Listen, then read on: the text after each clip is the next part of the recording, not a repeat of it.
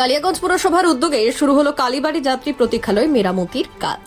গত বছর কালিয়াগঞ্জ থানায় ডেপুটেশন কর্মসূচির দিন জনতা পুলিশ খণ্ডযুদ্ধে ভাঙচুরের কবলে পড়েছিল কালীবাড়ি যাত্রী প্রতীক্ষালয়।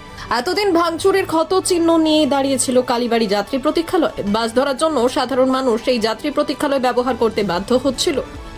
শনিবার পুরসভার তরফে এই যাত্রী প্রতীক্ষালয় মেরামতির কাজ শুরু হয়েছে। পুরপ্রধান রামনিবাস সাহা বললেন, কালিয়াগঞ্জ শহরের অত্যন্ত গুরুত্বপূর্ণ কালীবাড়ি যাত্রী প্রতীক্ষালয়। কালিয়াগঞ্জ থানার উত্তর পূর্ব কোণে পুলিশ দপ্তরের জমিতেই জনসাধারণের জন্য 2022 সালে পুরসভা নির্মিত এই যাত্রী প্রতীক্ষালয় চালু করা হয়েছিল। 2023 সালে জনতা পুলিশ খণ্ডযুদ্ধে কালীবাড়ি যাত্রী প্রতীক্ষালয়ে ভাঙচুর চালানো হয়। সেই ঘটনার পর বাস যাত্রীদের স্বার্থে আংশিক মেরামত করে চালু রাখা হয়েছিল এই যাত্রী প্রতীক্ষালয়। এবার সম্পূর্ণভাবে মেরামত করা হচ্ছে কালীবাড়ি যাত্রী প্রতীক্ষালয়। সবাই জানেন, একটা থানাকে কেন্দ্র করে একটা বিক্ষোভ হয়েছিল, যেটা বিক্ষোভে আমাদের যাত্রী প্রতীক্ষালয়, যেটা আমাদের কমিউনিটি পায়খানা বাথরুম সব ভেঙে দিয়েছিল।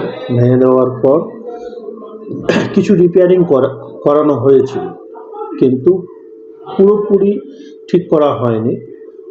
এইবার আমরা এটা বোর্ড মিটিংয়েও আলোচনা করে আমরা সিদ্ধান্ত নিয়েছি যে আগে যেরকম ছিল সে হিসাবে ফুল নতুন করে আবার বানিয়ে এটাকে তৈরি করে যাতে দুর্গাপূজার আগে আগে কমপ্লিট হয়ে যায়।